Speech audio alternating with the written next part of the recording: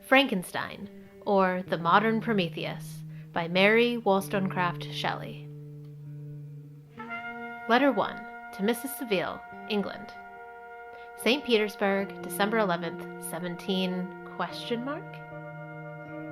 You will rejoice to hear that no disaster has accompanied the commencement of an enterprise which you have regarded with such evil forebodings. I arrived here yesterday, and my first task is to assure my dear sister of my welfare and increasing confidence in the success of my undertaking.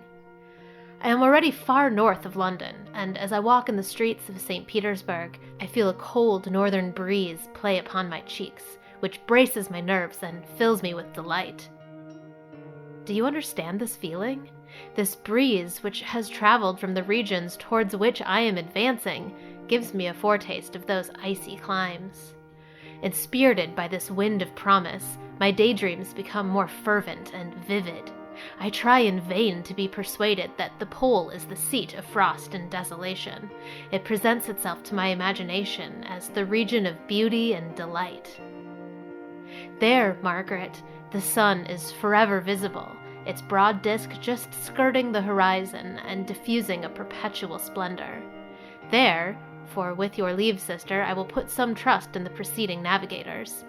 There snow and frost are banished, and, sailing over a calm sea, we may be wafted to a land, surpassing in wonders and beauty every region hitherto discovered on the habitable globe. Its productions and features may be without example, as the phenomena of the heavenly bodies undoubtedly are in those undiscovered solitudes. What may not be expected in a country of eternal light? I may there discover the wondrous power which attracts the needle, and may regulate 1,000 celestial observations that require only this voyage to render their seeming eccentricities consistent forever. I shall satiate my ardent curiosity with the sight of a part of the world never before visited, and may tread a land never before imprinted by the foot of man.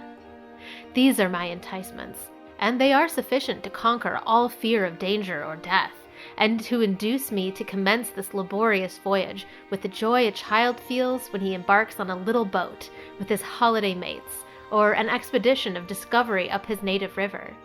But supposing all these conjectures to be false, you cannot contest the inestimable benefit which I shall confer on all mankind, to the last generation, by discovering a passage near the pole to these countries, to reach which at present so many months are requisite, or by ascertaining the secret of the magnet, which, if at all possible, can only be effected by an undertaking such as mine.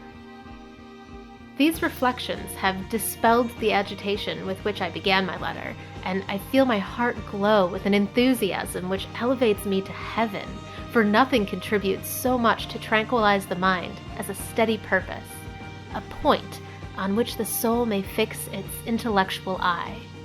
This expedition has been the favorite dream of my early years.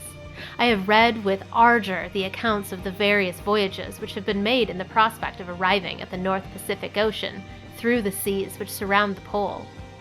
You may remember that a history of all the voyages made for purposes of discovery composed the whole of our good Uncle Thomas's library. My education was neglected, yet I was passionately fond of reading. These volumes were my study day and night, and my familiarity with them increased the regret which I had felt, as a child, on learning that my father's dying injunction had forbidden my uncle to allow me to embark on a seafaring life.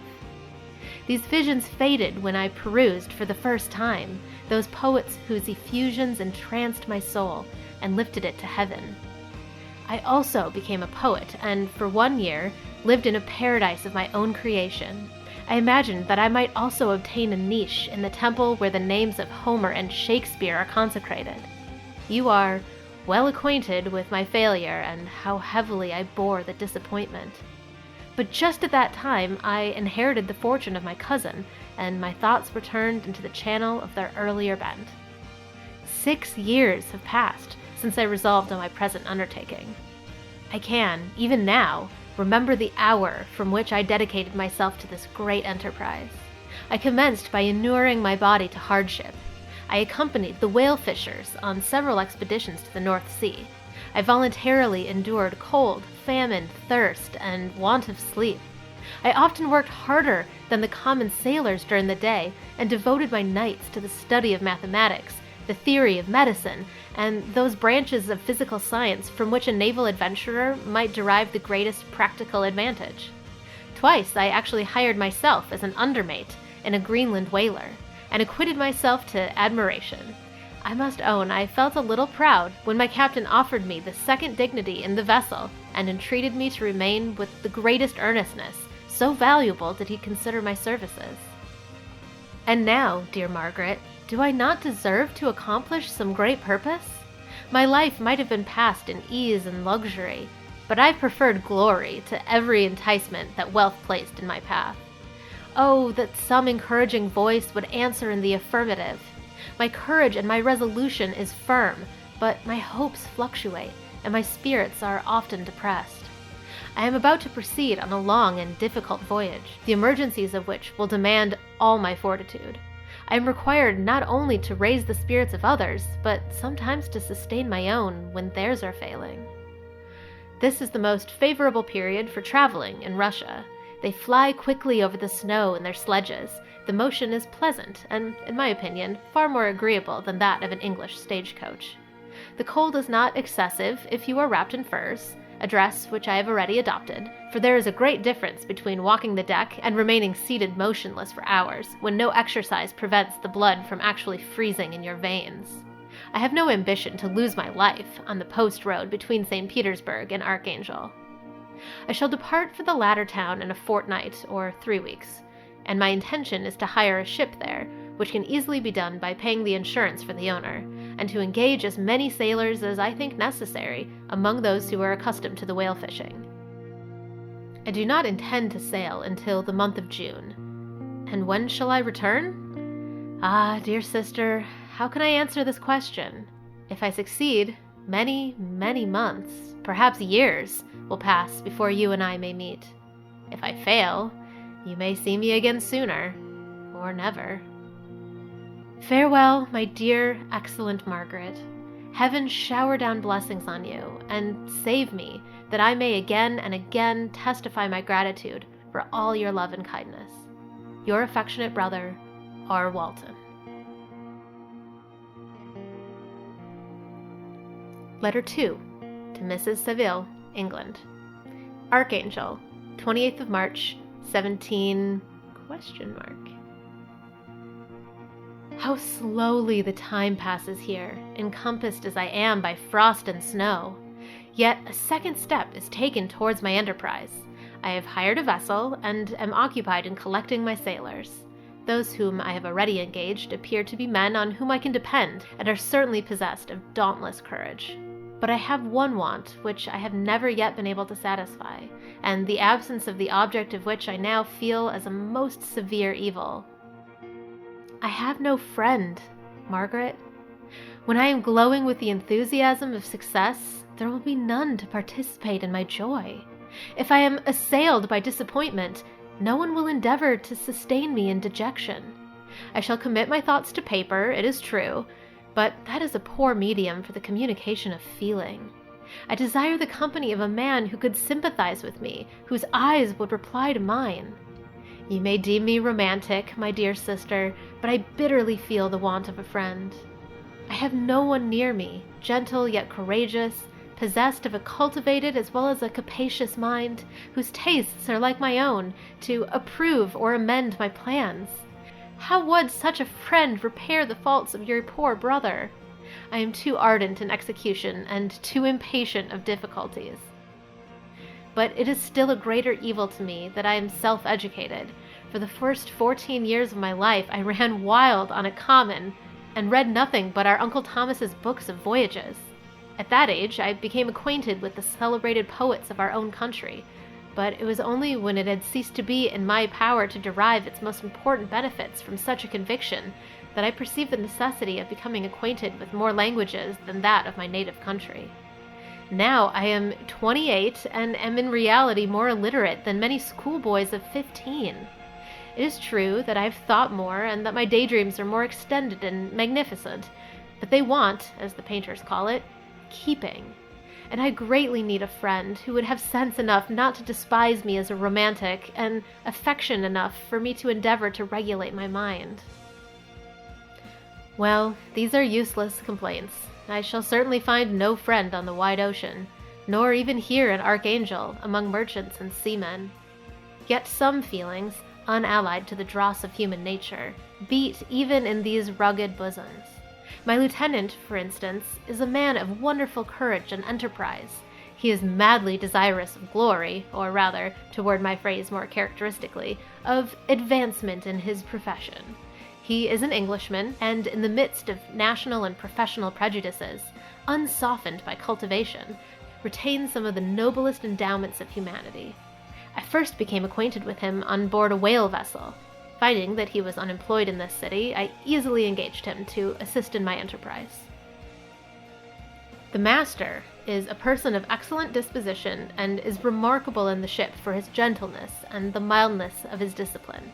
This circumstance, added to his well-known integrity and dauntless courage, made me very desirous to engage him. A youth passed in solitude, my best years spent under your gentle and feminine fosterage, has so refined the groundwork of my character that I cannot overcome an intense distaste to the usual brutality exercised on board ship. I have never believed it to be necessary, and when I heard of a mariner equally noted for his kindliness of heart and the respect and obedience paid to him by his crew, I found myself peculiarly fortunate in being able to secure his services. I heard of him first in rather a romantic manner, from a lady who owes to him the happiness of her life. This, briefly, is his story. Some years ago, he loved a young Russian lady of moderate fortune, and having amassed a considerable sum in prize money, the father of the girl consented to the match. He saw his mistress once before the destined ceremony, but she was bathed in tears, and throwing herself at his feet, entreated him to spare her, confessing at the same time that she loved another, but that he was poor, and that her father would never consent to the union. My generous friend reassured the supplicant, and on being informed of the name of her lover, instantly abandoned his pursuit. He had already bought a farm with his money, on which he had designated to pass the remainder of his life, but he bestowed the whole upon his rival, and together with the remains of his prize money to purchase stock, and then he solicited himself to the young woman's father to consent to her marriage with her lover. But the old man decidedly refused, thinking himself bound in honor to my friend, who, when he found the father inexorable, quitted his country, nor returned until he heard that his former mistress was married according to her inclinations. What a noble fellow, you will exclaim. He is so. But then he is wholly uneducated. He is as silent as a Turk, and a kind of ignorant carelessness attends him, which, while it renders his conduct the more astonishing, detracts from the interest and sympathy which otherwise he would command. Yet do not suppose, because I complain a little, or because I can conceive a consolation for my toils which I may never know, that I am wavering in my resolutions.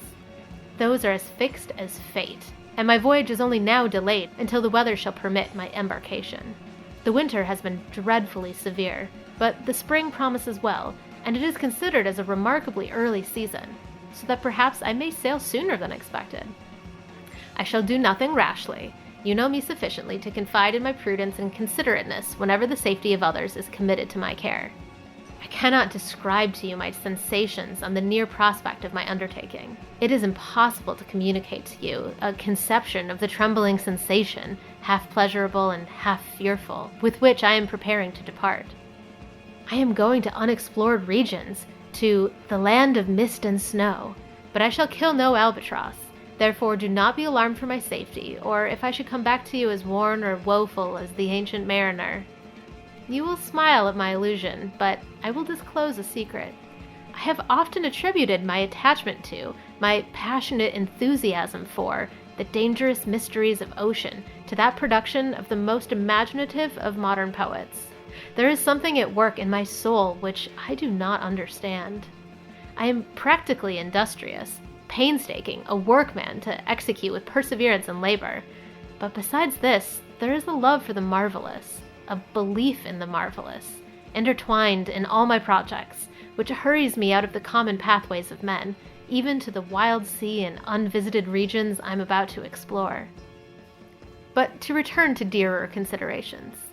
Shall I meet you again, after having traversed immense seas and returned by the most southern cape of Africa or America? I dare not expect such success, yet I cannot bear to look on the reverse of the picture. Continue for the present to write to me by every opportunity. I may receive your letters on some occasions when I need them most to support my spirits. I love you very tenderly. Remember me with affection, should you never hear from me again. Your affectionate brother, Robert Walton.